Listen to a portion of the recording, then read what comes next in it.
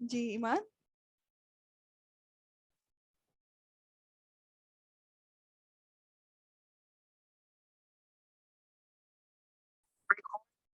Ji Iman, can hello. You hear me? हाँ हाँ, जी। शायद मेरा इंटरनेट इशू हो गया था। तो बेटा अभी तक जो हमने डिस्कस किया वो आपको समझ आ गया?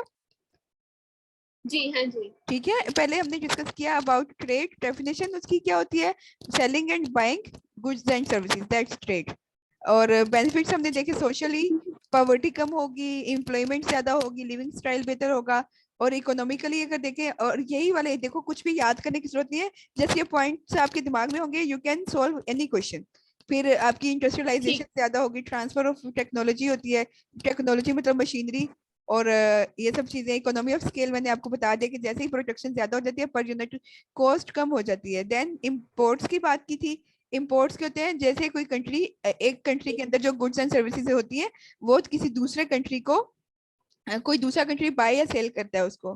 बाय करता है, सॉरी, सेल नहीं करता। इम्पोर्ट इज गुड्स और services boat in one country that was produced in other country.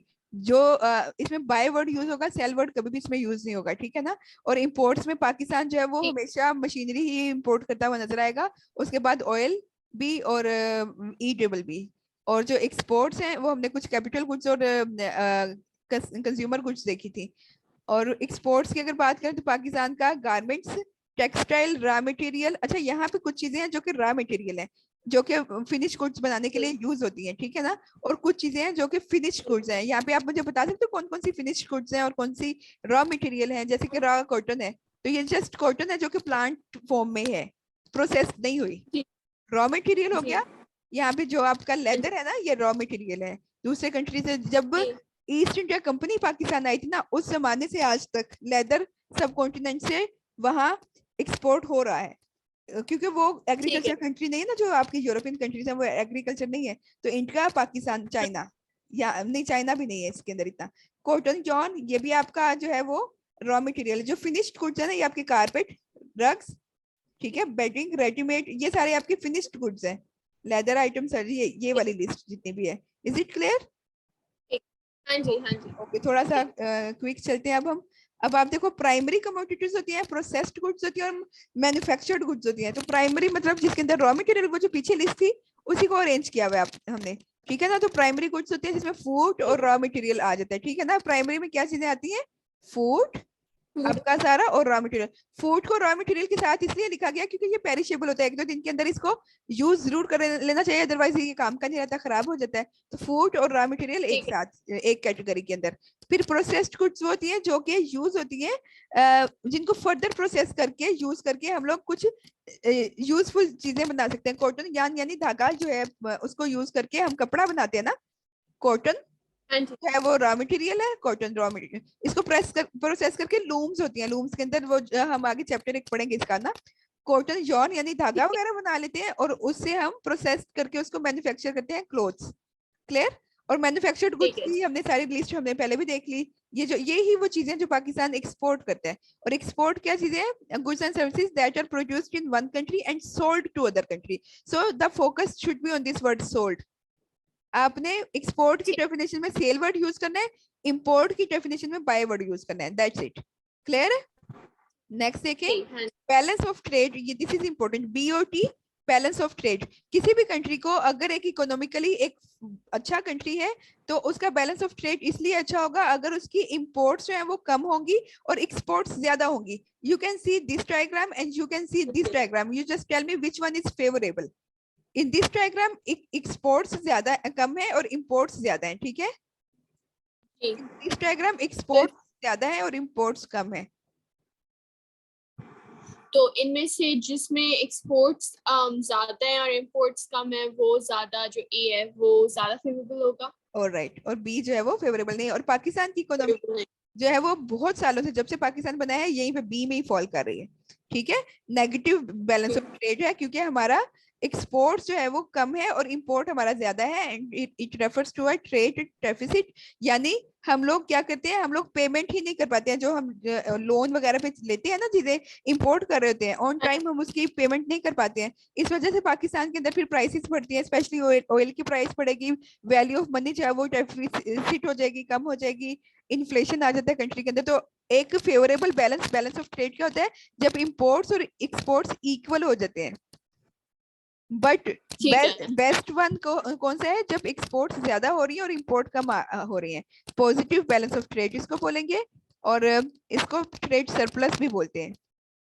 Is it this slide is very important, आपको पता होना चाहिए बैलेंस ऑफ ट्रेड क्या होता है, और वो फेवरेबल कब होता है और अनफेवरेबल कैसा होता है, और पाकिस्तान की सिचुएशन क्या है।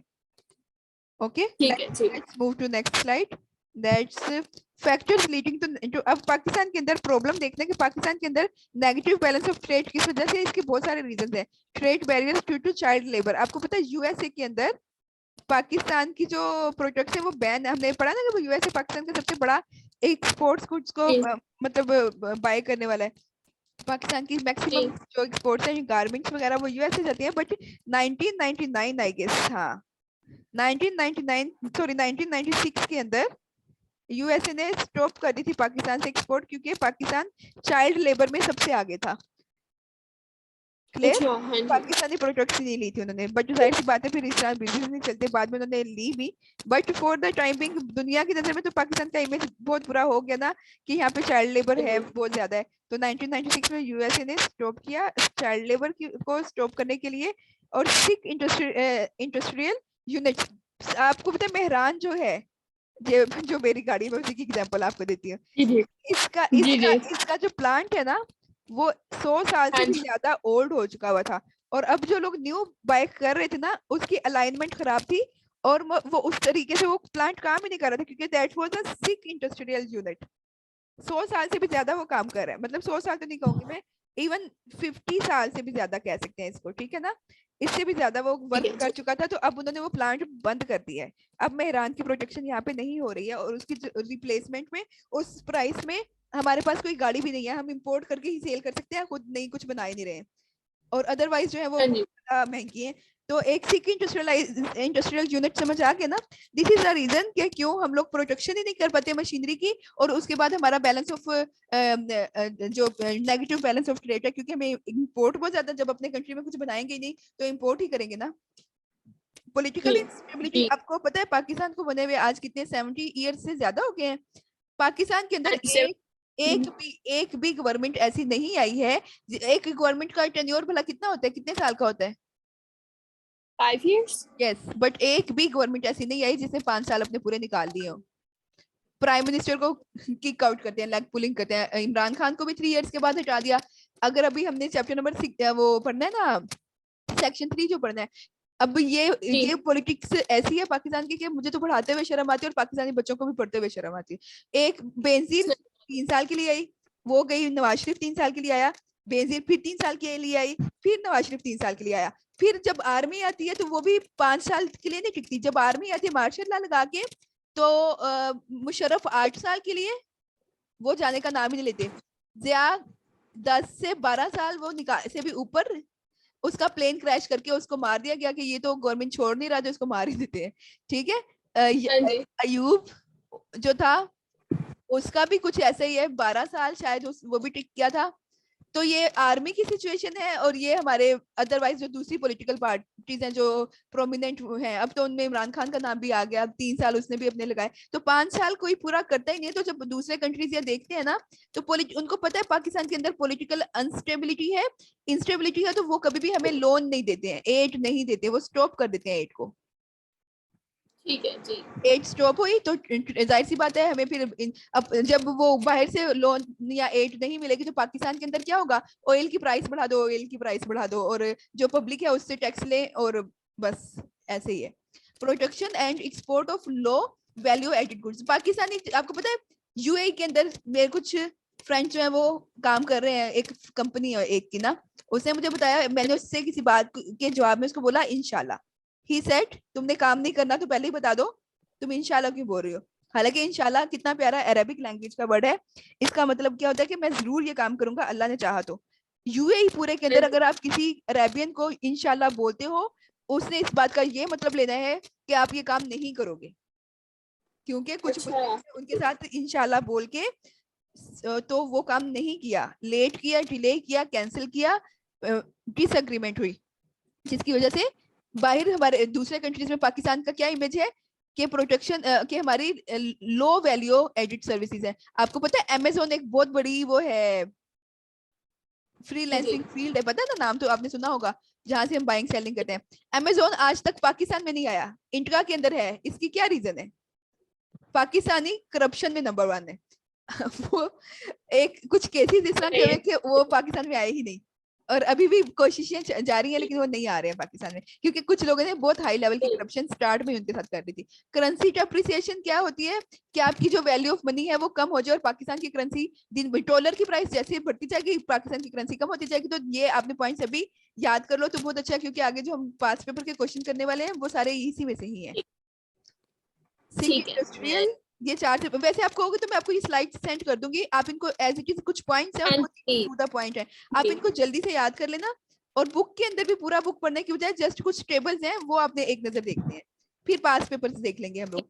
अच्छा, हाउ टू इम्प्रूव। अब एक मसला तो हमें पता चल गया कि हमारा बैलेंस ऑफ पेमेंट डिस्टर्ब है, नेगेटिव है, ये रीजंस हैं कि हम के पास मशीनरी अच्छी नहीं है, पाकिस्तान करप्शन में नंबर 1। लेकिन आप बुक्स में ऐसे तो नहीं लिख सकते हो ना कि Pakistan is number 1 in corruption, अपने कंट्री की बुराई नहीं लिखते, तो हम इस तरह से ये शुगर कोटेड वर्ड्स में इस तरह से बोलते हैं कि protection and export of low value added goods है, पाकिस्तान के अंदर गुड वैल्यू की बन रही है। और करेंसी अप्रिसिएशन, सिख वो जो पॉलिटिकल इंस्टेबिलिटी है वो भी, और ट्रेड बैरियर्स, चाइल्ड लेबर, ये सब मेन पॉइंट्स है। इनका वो देखना है कि हम इंप्रूव कैसे कर सकते हैं। तो जो हमने प्रॉब्लम पीछे पड़े हैं उन सबको रिवर्स कर लो, उल्टा कर लो, चाइल्ड लेबर को कम करके, अपनी प्रोडक्ट्स में वैल्यू ऐड करके, अच्छी क्वालिटी की गुड्स बनाकर। इसके अलावा हम क्या कर सकते हैं, ऑन टाइम अपनी जो भी वो है कमिटमेंट्स हैं उनको पूरा करें।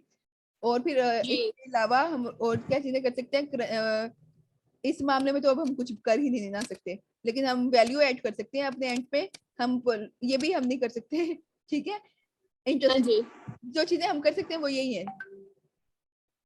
इसके बाद आपका आ जाता है how to improve balance of payment, protection of variety of exports, वही कि आप अपना एक चीज को डिफरेंट तरीके से बनाओ, शायद एक इस तरह से नहीं सेल हो रही, जैसे कि आप एक पिंक कलर का वो बना लो एप्पल आईफोन, और एक आप बना लो येलो कलर का, तो देखो मार्केट किसकी है, येलो की है तो येलो से ज्यादा बना लो वो, मतलब आप खुद अपनी चीज में वैल्यू ऐड करने की कोशिश करो। needed to be encouraged as we have a very narrow export base, develop a cottage. हाँ, ये चीज है पाकिस्तान के अंदर, स्मॉल स्केल इंडस्ट्री को अगर हम डेवलप कर लेते हैं, ज्यादा कर लेते हैं ना, तो फिर हमारी वो जो है ना, वो हमारे जो मसले हैं हल हो सकते हैं। स्मॉल स्केल इंडस्ट्री 10 लेबर, ठीक है, 10 लेबर लेके, और 10 मिलियन का ही अगर आपके पास कैपिटल है, यहाँ से आप स्टार्ट कर सकते हो। कम पैसों में कम लोगों के साथ स्टार्ट हो जाती है, और ये बहुत बेनिफिशियल होती है। आप मर ही जाते हो, आप क्या चीजें शौक से खरीदते हो, वहां के क्या उसे बोलते हो, डेकोरेशन पीसेस, वहां का कढ़ाई वाले शॉल्स वगैरह, और हमें और ज्वेलरी, ये सब कॉटेज इंडस्ट्री में घरों में औरतों ने बनाया होता है या बच्चों ने। रिड्यूस एक्सपोर्ट टैक्स, गवर्नमेंट को चाहिए एक्सपोर्ट पे टैक्सेस कम करे, which allow more people to opt for export business. Bring standardisation to items to improve, मतलब आप अपनी चीजों की क्वालिटी को, मैंने बताया ना पॉलिटिकल प्रॉब्लम्स हैं, उस मामले में नॉर्मल पब्लिक अब इतना कुछ कर नहीं सकती, क्योंकि ये बहुत बड़ा वो है, प्रॉब्लम है। अल्लाह ही इनको समझाए तो समझाए।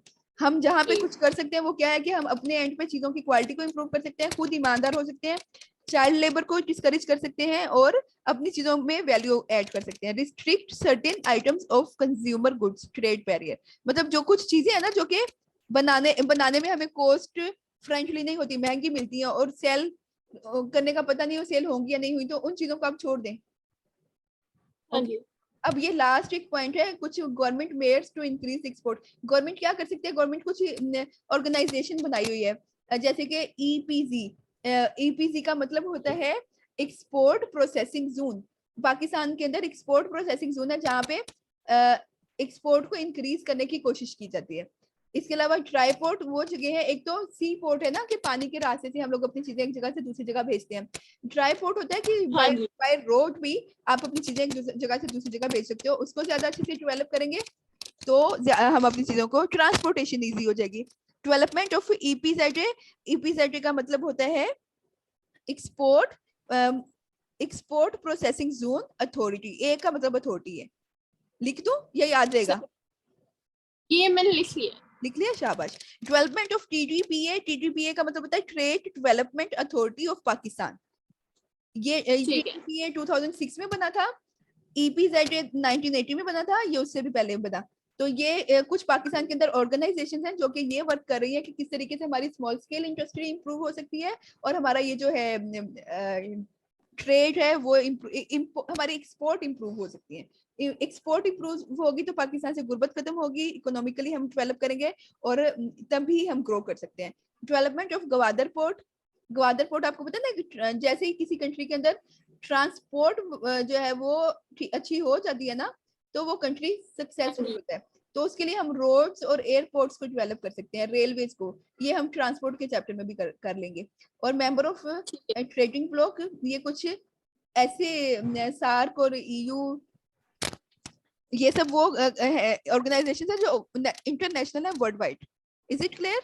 ठीक है। अब हम हिस्ट्री का कर लेते हैं, वो हम व्हाट्सएप पे क्लास कर लेते हैं। तो इसका आपको जितना हमने पढ़ा वो समझ आ गया? हाँ जी। तो मैं आपको इसकी ना वो स्लाइड से सेंड कर दूंगी, आपने इसको गो थ्रू कर लेना है। और आप मुझे ये बात जरा पहले भी बता देते तो अच्छा होता, बट चले एक नॉलेज ही आपने गेन कर लिया ना। इसके इस तरह करते हैं कि पास पेपर अभी इसकी हम नहीं करते, जस्ट स्लाइड्स रीड कर लेना, अगर पेपर में कोई क्वेश्चन आ भी गया तो उसके थ्रू कर लेंगे। कल हम जो है वो, अच्छा मैं आपको एक पिक्चर सेंड करती हूँ जो मैंने बनाई है। कल हमने टोपोग्राफी वाला जो चैप्टर है ना उसको बस एक दिन, उसकी वजह से एक दिन स्लाइड्स के थ्रू मैंने ये आपको समझाया ना, उसी तरह स्लाइड मैंने टोपोग्राफी, क्योंकि वो बच्चों को मुश्किल लगता है, अक्सर बच्चों ने चॉइस पे छोड़ा होता है। जी जी हाँ जी। तो वो चैप्टर मैंने कल आपको इसी तरह स्लाइड्स के थ्रू आपको समझ आया? सच? हाँ जी मुझे बहुत कंफ्यूजन तो नहीं है ना ईमान? नहीं बिल्कुल भी नहीं। देखो बेटा, इस तरह मैं मामा के साथ भी कल डिस्कस कर रही थी, आपके साथ भी करती हूँ कि ये जो पूरा चैप्टर है ना, ये मुझे, मैं नॉर्मली जब पढ़ाती हूँ ना तो 2 से 3 मंथ के अंदर, सॉरी वीक्स के अंदर पढ़ाती हूँ, मिनिमम 2 वीक्स के अंदर हम पढ़ते हैं। आपको मैं एक दिन में करवा रही हूँ, तो इस वजह से मुझे, वो तो एक छोटी बच्ची, आप कितना कर लोगे, आपने बाकी चीजें भी करनी है। तो इस वजह से बोला था कि पता नहीं कितना ईमान, अब ये आपके ऊपर है। मैं जो 2 वीक का काम है 1 दिन में कर रही हूँ, तो अब आपने उसको ज्यादा अच्छे तरीके से, जितना आप उसको टाइम दे सकते हो आप दो। और ये सोचो कि अभी मुझे एग्जाम के लिए करना है, ये आपके लिए बाद में भी बेनिफिशियल होगी चीज। तो अभी कल मैं कुछ चैप्टर्स जो मुझे लगता है कि ज्यादा थोड़े मुश्किल हैं वो मैं स्लाइड्स के थ्रू आपको कराऊंगी, और बाकी करवाने मैंने आपको पास पेपर ही है, मैं आपको बुक पे नहीं लेके जा रही हूँ। अभी बुक हम करेंगे जैसे आप ये स्कूल का एग्जाम क्लियर कर लेते हो ना, उसके बाद थोरोली बुक करेंगे। अभी मुझे पता है कि एग्जाम में ये क्वेश्चन आना है मान को, मैं वही करवा देती हूँ। तो ये मैंने आपके साथ एक अपना प्लान शेयर किया है, ये चैप्टर्स हैं और इतने इतने दिन में ये हम 1 वीक में कर लेंगे। जैसे अगस्त स्टार्ट होगा, रिटर्न टेस्ट, पास पेपर्स, उस पे आ जाएंगे हम लोग। ठीक है चलें ठीक है। अब हम कल टोपोग्राफी वाला कर लेंगे और उसके बाद हम अपने मेन जो है उसके ऊपर आ जाएंगे। अब 10 मिनट के बाद मैं आपकी हिस्ट्री की क्लास व्हाट्सएप पे स्टार्ट करती हूँ, ठीक है? आपको जो मैंने वो रिवाइज कर लें तब तक। अल्लाह हाफिज। ठीक है अल्लाह हाफिज।